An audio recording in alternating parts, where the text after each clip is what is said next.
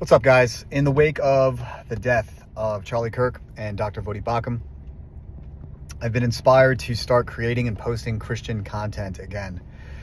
I used to do this part-time several years ago, right around 2015, 2016, 2017, somewhere in there. But I stopped, and I want to share with you the reasons why I stopped, because the reasons why I stopped are the same reasons why I'm going to start. And what happened with Charlie Kirk and Dr. Voddie Baucham passing away unexpectedly is new inspiration for me to start doing this. So several years ago, when I first started posting Christian content, sharing my worldview, practicing evangelism and apologetics on social media platforms, the big mistake that I made, I didn't know at the time, of course, but it served as a purpose for correction, was that I, at the time, when I put that information out on the internet, I was not a member of a Bible-believing church. And as a result of not being a member, I didn't have any of the saints from my church family praying for me. I did not have any oversight from church leadership, pastoral counseling, and also I had no consistency in terms of a place, a physical church to refer somebody to if in fact I was successful, or I should say, if in fact I want to run that one back, not successful, but if in fact that person, by God's grace, was saved, that I could refer them to a local church.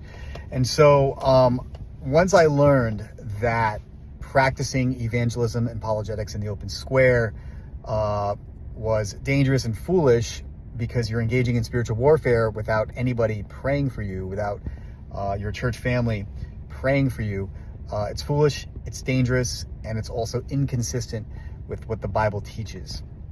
And so that was strike one. So I encourage you to always share the gospel, no matter what, whether you're a member of a church or not. You should always share the gospel. But if you're going to go out there and create a YouTube channel and start actually practicing evangelism, practicing debate and things like that, well, then you should also make sure that you do have church membership at a biblical church. That's the first thing. Second thing is that in the event of which you go off the tracks, if you start preaching a false gospel, if you start twisting doctrine, if you start saying something that could become very wrong, or maybe just a little bit wrong, if you are not a member of a local church, you don't have any governing body over you to provide you with loving correction, or even in some cases stern correction, or even in some cases church discipline, like meaning that you need to be corrected and you refuse to be corrected, and so now you're being disciplined. And so that's the second reason why at the time I stopped. And because in your own mind, as an influencer, you may think that the message you're sharing is a good, positive message, is a correct message, and you may base that simply on a vanity metric like clicks and views and followers.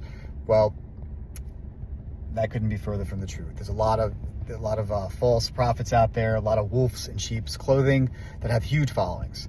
And so just because they are affirmed by the masses doesn't mean that they are correct in their doctrine. So that's number two. Number three is, in the event of which you are speaking with somebody, and that somebody is a genuine convert, or even an interested convert, or they have a conversion experience, or they're getting ready God's getting ready to give them a conversion experience, you need to be able to say, hey, that's wonderful, and I'd like to pray for you, and now that we're finished praying with you, I'd like to invite you to church, or I'd like to refer you or direct you or point you to a church. That is best done with church membership.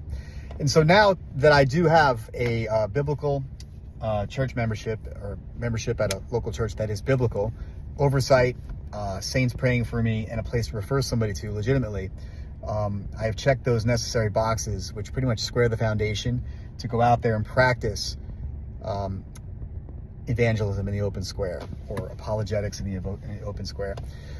So if that is you, if you are a Christian, always share your faith, always evangelize. If you're a Christian, you do not belong to a local church or have membership to a local church, then I urge you, I implore you, is the better word, to to go ahead and attend a church, sit with the pastor, speak to them about membership. If you go to a church that does not have formal church membership, this is a red flag. You should probably leave that church.